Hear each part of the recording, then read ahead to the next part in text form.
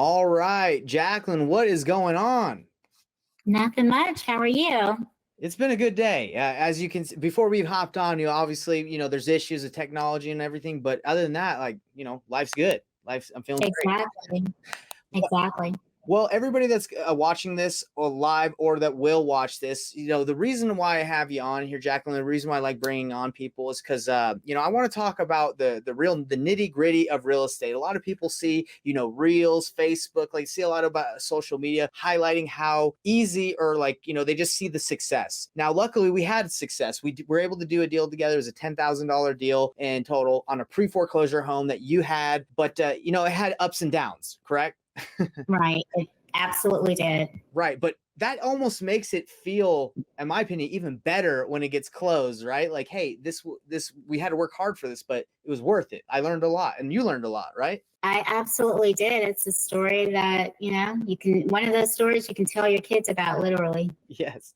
Well, let's dive into that story. We want people to know that they can wholesale homes that are in pre-foreclosure. You can help sellers. And I would say, yes, we did help this seller, because if we didn't help them take this to the finish line, the bank was going to take their home 100%. Like if someone didn't nudge them, they were just going to lose it. Right. That's at least Exactly. Yeah. So we're going to dive into that story. But first, for everybody that doesn't know you, Jacqueline, can you tell us a little bit about yourself? Maybe how we met, a little bit about how you got into real estate. Well, I started out with Jerry Norton's program. Mm-hmm.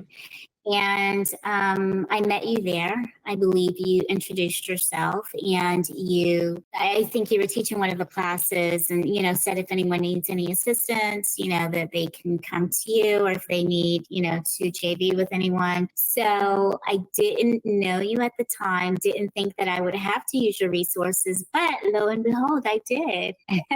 Yeah, I remember that call too. I think you had a deal. You were talking about this specific deal that you had, and I think you were like, hey, I think I might have to cancel it. And when I heard that, I was like, whoa, before you cancel it, let's talk about it. Do you remember? That is exactly what happened. You know what the funny thing is that I completely forgot about that until you just said it. Okay. I was going to cancel it, and that's exactly what happened. You came in and you were like, give me a call. Okay. Yeah, that's right. So let's start from that position of the deal. So you had it under contract and you were like, I might have to cancel this. And I was like, whoa, wait, this might be a good deal. Don't do it yet. Tell me what was going on at that point. What had you done to get the deal? Like, what was going on at that point where you're like, I think I'm just going to cancel? Well, what was causing me to cancel it was it took months for and I mean literally months, for the couple to feel comfortable with starting to talk to me about the process of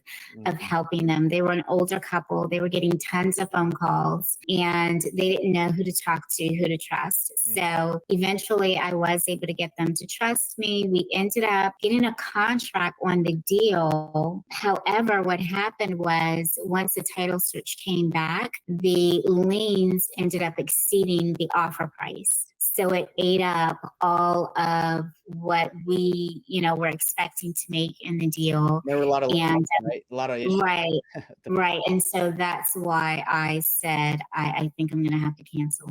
Okay. So at that point you had offered, do you remember what price you had offered them for the house? I believe it was $125 is what the initial contract was supposed to go through for. Okay. And they actually owed more than that, you're saying, right? It was, well, at first we were under the impression that it was $105,000 or would cover it all. But once everything came back, it ended up exceeding $125. And there was things popping up left and right, As time they were like, oh, wow, that you got to pay that off and all that. So when we had met, I had ran the numbers and I was like, this is potentially a deal at like 130, 140, 150, right? That was kind of what I was seeing. Cause I think the ARV was like 250 to 300,000, maybe even a little bit more. And, it's in Richmond, right? So Richmond, Virginia, is that correct? I think that's right. Yes. Mm-hmm. Yeah, so Richmond, Virginia. And that's a place that's a hotbed. There's a lot of, good properties and flips going on. And for me, I've never been to Richmond, Virginia. Have you been to Richmond, Virginia?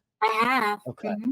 Yeah, I've never been there. So that's the kind of the cool thing about doing real estate is like you can do this from anywhere. Like I'm in Salt Lake City, Utah. So I saw this deal, knew how to get contact buyers, and we started reaching out to the buyers in that area that we were able to contact, and we started finding because when we had connected, I was like, hey, let me find somebody. So we found someone named Joe, one of my students in my program too. He was able to find a buyer for I think it was like 140. I think that's Yes. variable. Hmm. Okay. Hmm. So let's talk about that. So we have some showings. We have a buyer 140, and I think we tell the seller like, "Hey, we'll just pay off everything you owe, and that'll be it." Right? Is that kind of Yes. the situation that went out? Because Hmm. and I remember like there being a time where the seller just like stopped talking to you and to me. Wasn't that like what happened? And we're like, Exactly. Hmm. what happened at that point? Were they just like, do you remember like they just were like, hey, let's just give it to the bank. We don't even care. Like we'll ruin our credit. We just whatever. They just gave up. Is that what was happening? Well, there was a second after I got in the first contract, there was another buyer that came in that was Mm. very, very interested in the property. However, this buyer was coming through from other wholesalers. Mm, And against my wishes, my partner who was working with me wanted to work with them. gotcha. And it ended up with just kind of making, there was an actual buyer, but they were just kind of making a lot of demands. And that deal ended up not working out. It was over the Christmas holidays. And, rightfully so, They the didn't seller, close. They didn't close. That's right. right, they didn't want to move. It was just they had a granddaughter, they were raising a grandchild. It just wasn't a good time for them to move. Okay. And so, yeah, so you're a buyer. Then I So you came were, in. yeah, in my Right. opinion, when we came in and we started working with you, the reason why he stopped communicating was your buyer made an offer, but then he could not find anywhere to stay. That's correct. Okay. Yeah. That's what ended up happening. Yeah, and I remember they were just kind of at that point, they were like, "Hey, let's we're just going to like not do anything," right? Yeah, he was very excited about moving. He wanted to move because, the house was not in good condition and he felt like as if it was going to be an opportunity for them to start over. And I was trying to find him somewhere to move, but because of his credit, they were having all kinds of issues. So because he did not know what to do and because he did not have anywhere to go, he completely stopped talking to me. Gotcha. And okay, so this is what happened. At that point, our buyer that I had brought was we had assigned it to the buyer. We had assigned it Mhm. for $10,000 to compensate, us for tying it up and saving them from, the from the foreclosure hitting their credit and all that stuff and getting out of there. And then they didn't want to move out because this happens all the time. They just don't want to go, or they say they don't have anywhere to go. Yes, that's probably true. But at the same time, like they're going to eventually have to go somewhere when the bank takes it. So we were willing to help them. We were willing to give them, move the pay for their moving costs.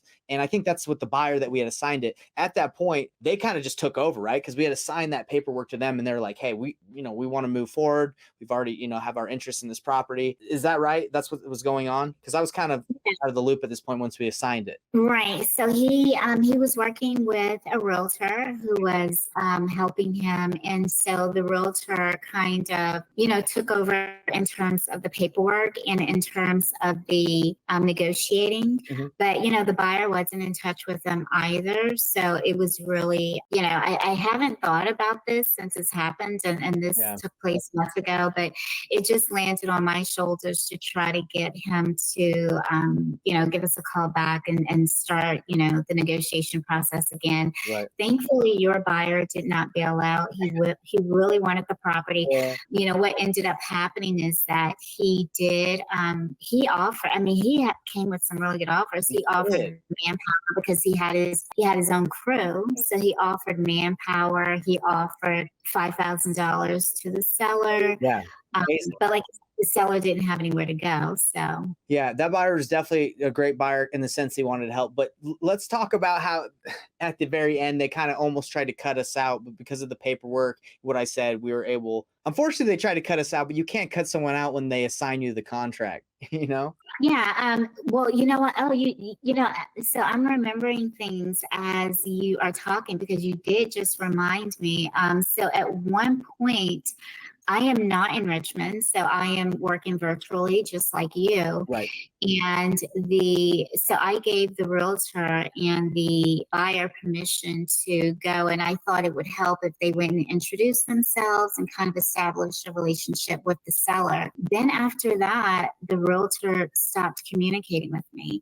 And I sent you a text, or you called me, and there was some kind of verbiage that you gave me. It was one sentence. I can't remember what it was, but I sent it over to the realtor and he called me within like 15 minutes. Yeah, yeah, I remember. For everybody that's listening, what had happened again? She connected the buyer that we had assigned the deal to the seller because they were in Richmond and they were like kind of helping each other out. And the agent that was connected us to the whole thing and to their buyer stopped talking to us, almost like, hey, if I stop talking to them, we don't need to work with them. And for us, we were like, hey, look, like this deal wouldn't have happened and brought to your buyer without us. And he was ghosting Jacqueline. So I said, hey, Jacqueline, it's unfortunate that this agent is ghosting us, but all you have to say is, hey, Mr. or Mrs. Agent, we signed paperwork, we had an agreement. I don't want to have to call the board of realtors and tell them that you're not like being, working with us and trying to get around us on a deal that we did. And because he's licensed and he's not trying to like have, I guess, any derogative marks or whatever, he immediately was like, okay, what's up? I don't want you to complain. That's kind of what happened, right? You were just like, hey, don't make me complain because don't go around me, pretty much, right? Exactly. And I know that it was from that verbiage because I had been trying to, we went from talking on a daily basis. And he would always return my phone call. So I think it had gone like 4 or 5 days. And he just wasn't returning my phone call. So when I sent that over to him, he immediately called. So I love it. And someone says, these are exactly the solutions and methods the painless wholesaling program will help you learn and execute on. Well, exactly. I'm not sure who that is, but thank you for throwing that in there. It just says Facebook user. But look, Jacqueline, I'm curious. Be honest. I'm not like tooting my own horn or anything, but do you feel like this scenario would have you been able to do it without a little bit of guidance, or do you think you could have figured it out yourself? No, I think the deal would have fallen flat. I think I would have absolutely given up because, like I said, I didn't know. Even from the beginning, I was working pre-foreclosures. And so from the beginning, when the liens exceeded the offer price and the buyer, decided they did not want to increase their offer, I didn't know what to do from that point. Right. So between you asking me to give you a call and between that verbiage that you gave me to give to the realtor, which prompted the realtor to give me a call, I 100% know that this deal would not have gone through had I not had your assistance. Well, I appreciate you saying that. And the only reason I bring that up is not just to say like, hey, I'm the man, because obviously we're all improving and where we're at. But the thing is, there's so many little details that happen in a deal. And I think a lot of people, they lose out on opportunities because they try to figure out everything themselves. And for me, that's not the way to learn. You need to, if you can connect yourself with people who have already done it and you can just ask them, you're going to progress far faster than if you just try to learn everything on your own. It's exactly better. Yeah, I completely agree. Because you kind of learn what you need to learn, and then at some point, I hear someone say, especially when you're getting into wholesaling, I don't know about anybody else, but I certainly had analysis paralysis, and so at some point, it's time for you to pick up the phone and you have to start. Well, because of that, with this job, you learn as you go. And so that's where it helps to have someone like you come in and say, you know what, I've had that scenario. This is what you need to do. Right. And what's interesting, like as I've been in real estate for several years now, but I'm still, when I come into, multifamily, into certain seller finance opportunities, which I always reach out for advice, even though I might know how to structure it, or I think I have a good idea. I kind of want to get someone that's done more deals than me, or someone that I feel like is, has a little bit more wisdom in that aspect. So I think you're always, no matter where you're at, you should always be reaching for others, in networking, trying to find out better ways to do stuff. Yeah, completely agree. And unfortunately, Unfortunately, people are not, always available, and that's completely understandable. But you made yourself available, and it ended up being a painless process in the end. So I'm very happy. It was a painful, but it was a painless process because I was helping her. Exactly. I love it. Exactly. Well, Mm. I had a good time working with you. I think and I really appreciate you because you're honest. And I knew you're honest from the beginning just because I felt the vibe. You can usually feel it, but you too also could have just gotten paid that check and just not even let me know. Right. And because we didn't have I don't think we even signed a JV agreement, did we? I just said, hey, I'll bring you a buyer. And we just went through that process. I don't even think we signed anything, did we? Right, we didn't, and there was a time where I think the deal kind of fell flat for about 2 months Mm. when the seller was not communicating. But when I kept you in the loop, and when I was able to get him to start back communicating, I did reach out to you, and I wouldn't have tried to get over on you regardless. But I knew in the future that with the type of business that you had, that if I came across a situation again, I would love to work with you. But again, even if that wasn't the case, I still wouldn't have tried to cut anyone out. But Yeah. but yes. And I love that. I respect that because this business is about relationships, right? So if not saying you, but anybody that's watching this, it's like if you start doing kind of shady stuff or cutting people out when you don't need to, it's what goes around comes around, right? And you want to have a good name as you do this, especially, you want to treat sellers, everyone with respect, right? But Right. you want to do it right. And you did. So Yeah. very interesting deal. And again, I love talking about these situations because guys, it's not always where you find a seller and they say, okay, I accept that price. And then within 7 to 14 days, it's done. When it happens, that's great. But there's also ones that are tricky and we get paid to solve problems. And we definitely did solve that seller's problem because, they were just going to lose the house, and they were offered assistance to move. Their credit was saved from getting destroyed on a bankruptcy or not bankruptcy, but a foreclosure. Yeah, definitely worked with them and helped them out. Yeah. And can I just say, shout out to Joe. I really enjoyed working with him. He was my point of contact, with you. And Of course. yeah, and I appreciated his energy. He was really good to work with. Joe is awesome. I actually just had Joe on talking about how he found the buyer for this deal last week. So Joe's a great guy. He's doing great in Alabama. And this is the crazy thing. You said North Carolina, right? Yes. I'm in Utah, Joe's in Alabama, and us three worked on a deal in Richmond, Virginia, a $10,000 deal. And we never, we didn't even have to step inside the house. Pretty crazy, Exactly. huh? Yeah.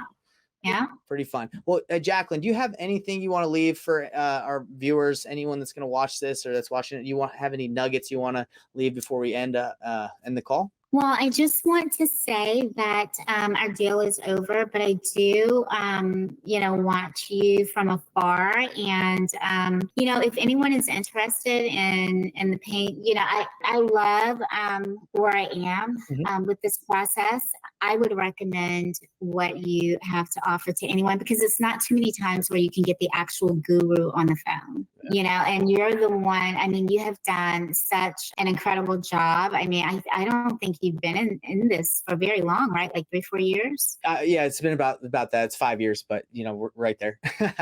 Right. But still, even 5 years to just be doing everything that you're doing and to have your own business. I would absolutely, but then to be as successful as you are and to be able to physically pick up the phone and talk to you, I think that's unheard of. So I would 10 out of 10 recommend you Wow. to anyone who was looking to get into the business. I appreciate you saying that. Yeah, because that is one, I would say one thing that sets me apart from, these other guys that have massive coaching businesses is like, that's not considered my goal is to have thousands and thousands of people that just watch video courses and go through something and not have access to me. Like I want to help people like you get deals. I want to help students. And, luckily I've been able to do that and it's fun. You get to see people learn. And, that's where I'm at in my life is I can help people do deals. And I actually enjoy it more than doing, 10 to 15 deals a month by myself. I'd rather help 10 to 15 people do 10 to 15,000, right? Because that's just going to do more deals and it's going to help people,